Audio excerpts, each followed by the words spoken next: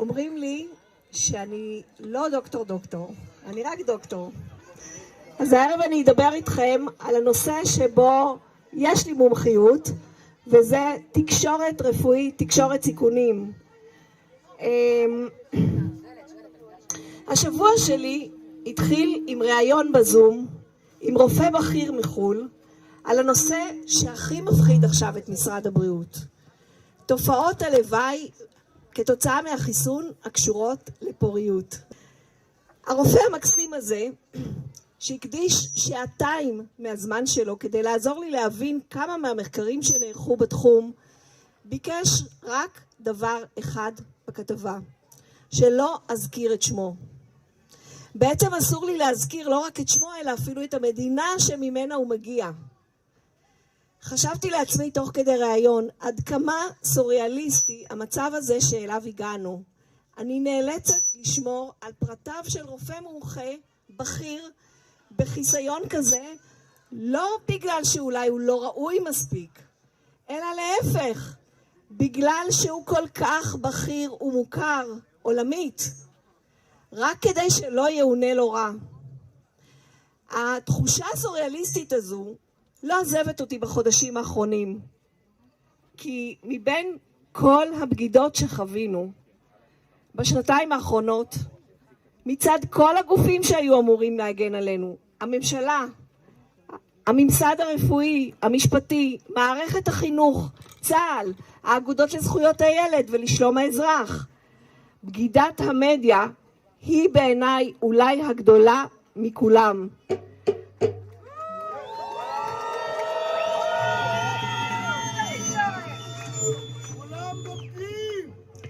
מפני שכמו שכתב לאחרונה דוקטור פיטר דושי במאמרו בכתב העת הרפואי BMJ, המדיה שנשלטים בעצמם על ידי בעלי ההון הם אלו שמספקים את הדלק כדי לתחזק עד אינסוף, אם זה תלוי בהם, את כל המגפה הזו, עם ההפחדות, עם הכותרות הזועקות באדום, עם לוחות הדשבורד המעבבים ועם תחזיות האימה האינסופיות שאף אחת מהן מעולם לא התגשמה, אבל זה לא מפריע להם להמשיך.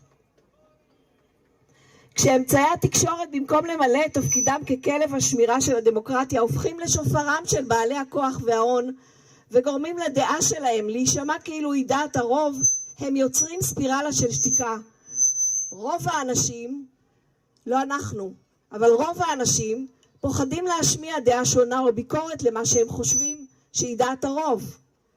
וכך ככל שיותר אנשים שותקים, הספירלה הולכת ומתרחבת, והנרטיב של בעלי הכוח וההון מתקבע כקונצנזוס. אבל מה שהמדיה מובילים בשנתיים האחרונות, הוא בעיניי הרבה יותר בוגדני מספירלת השתיקה. זוהי ספירלת ההשתקה.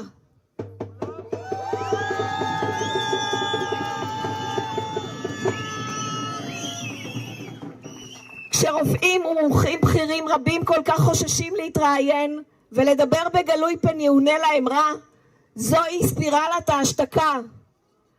כשרופאים בכירים שכן מדברים בקול צלול ואמיץ מודרים כבר שנתיים מהאולפנים ומסומנים באות השני כמכחישים וכמתנגדים, ואני מדברת על הרופאים והמומחים הבכירים ביותר בישראל, מנהלי בתי חולים, מנהלי מחלקות בבתי חולים, ראש אוניברסיטה, מנכ"לים לשעבר של משרד הבריאות, רופאים שהקימו את עצתם בעצמם, ואפילו זוכי הפרסים היוקרתיים ביותר, כמו פרס ישראל ופרס נובל.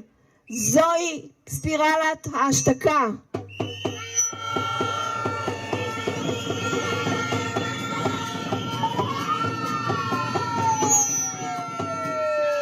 כשעיתונאים שמעולם לא קראו מחקר בחייהם נעזרים בפרופילים מזויפים בטוויטר כדי לעקוב אחרי רופאים וחוקרים שכל חטאם הוא שפרסמו דבר ביקורת, ואז מפרסמים כתבות השחרה במהדורות המרכזיות על אותם רופאים ביקורתיים על בסיס המעקב הבזוי הזה, ועוד קוראים לזה תחקיר.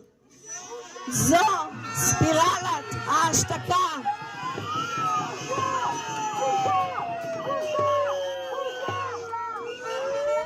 כשהעיתונאים הספורים בארץ שאינם מהדהדים את דף המסרים של משרד הבריאות ופייזר, כמו אושרת קוטלר וכמו אורלי וגיא, מעזים לעשות את עבודתם העיתונאית, לדבר על הנושא האסור, תופעות לוואי, להעביר ביקורת על האינטרסים והקשרים הכלכליים, או להציג נתונים ומחקרים מוגחכים ומושמצים על ידי עיתונאים אחרים שאמורים להיות העמיתים שלהם, מתויגים על ידם כקונספירטורים, כהזויים, כסערוריים, כמפיצי פייק ניוז.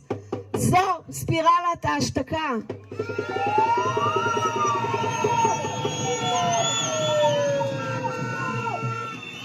כשהרשתות החברתיות מתפוצצות מאין ספור דיווחים של אנשים שנפגעו מהטיפול הניסיוני, שהם מנסים לכפות עלינו תוך שקרים והפחדות בלתי פוסקים, והמדיה מצנזרים ומעלימים את זה, וכשפייסבוק מוחק את סרטון העדויות של אביטל לבני, עדויות של אנשים אמיתיים בפנים גלויות, שזכה למיליוני צפיות בכל העולם, זו ספירלת ההשתקה.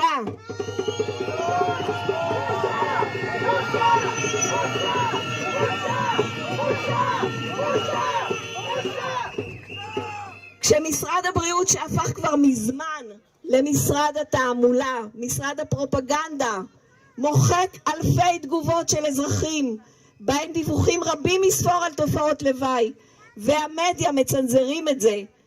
כשהוא פונה לפייסבוק ומצליח להסיר פוסט ששיתפו אורלי וגיא קורא לנשים לדווח על תופעות לוואי, זו ספירלת ההשתקה.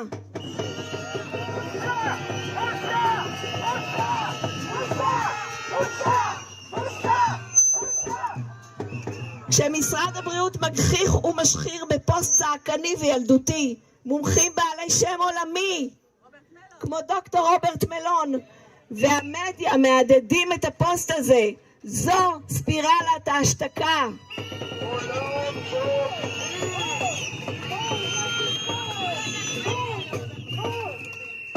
המטרה של ספירלת ההשתקה היא לגרום לכולנו לחשוב שכל המומחים וכל העיתונאים חושבים אותו דבר, שיש קונצנזוס, שהמדע קובע, אבל מדע שאסור לשאול בו שאלות איננו מדע כלל וכלל.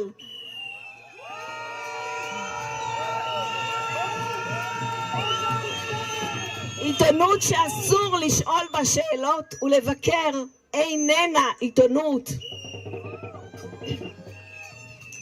אז אני כאן כדי לומר לכם שאני, כמו חבריי הרופאים, החוקרים, העיתונאים העצמאיים, עורכי הדין, אנשי הבמה, אנשי ההפגנות האמיצים כאן, כמו כל מי שחושף את עצמו כדי להילחם למען החופש והדמוקרטיה, אענוד את אות השני הזה בגאווה.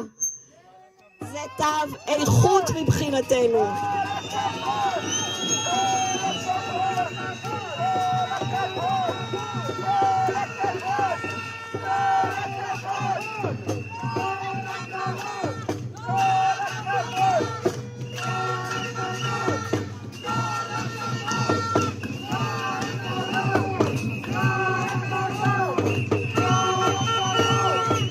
לאמירת אמת אל מול בעלי הכוח יש תמיד מחירים, תמיד היו ותמיד יהיו, אבל אנחנו, כל אחד מאיתנו, נסענו ומוכנים לשאת בהם, ולו כדי להציל ילד אחד. שומעים?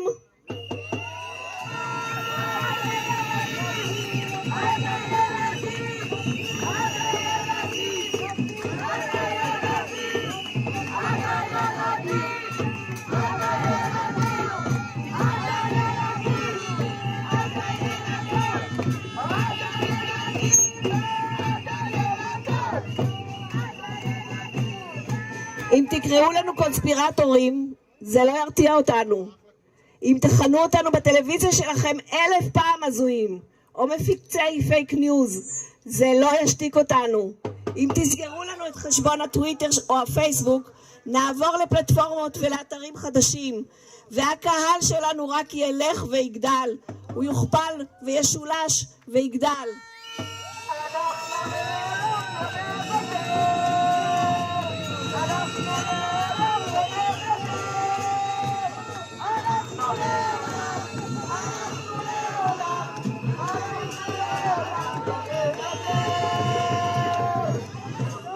ככל שהקולות שלכם צווחניים יותר, ככל שאתם צועקים פייק ניוז חזק יותר, ככל שאתם מורים עלינו יותר חלקיקי היסטריה, ככה אנחנו יודעים שאנחנו פוגעים לכם בתוכניות. אנחנו, המיעוט האקספוננציאלי שוחר החופש, המיעוט הראשון בהיסטוריה שמהווה 55% מהאוכלוסייה, ושהולך וגדל עם כל גזרה חדשה, עם כל וריאנט ועם כל בוסטר, מודיעים לכם שהמשחק שלכם נגמר.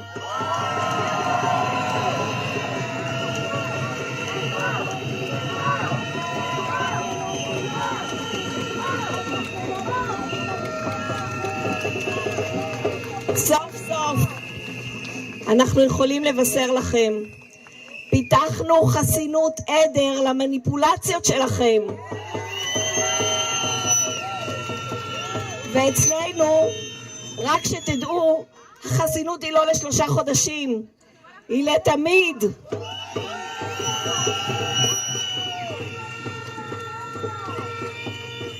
כפי שכתב דוקטור דושי, בשונה מאיך שהמגפה הזו החלה, הסוף שלה לא ישודר בטלוויזיה. היא תסתיים ברגע שאנחנו נחליט להניח למסכים ולדשבורדים ולחזור לחיים נורמליים. אז אנשים יקרים, אל תפחדו, גם אם המצב נראה קשה, אל תיכנו לסחיטה ולאיומים.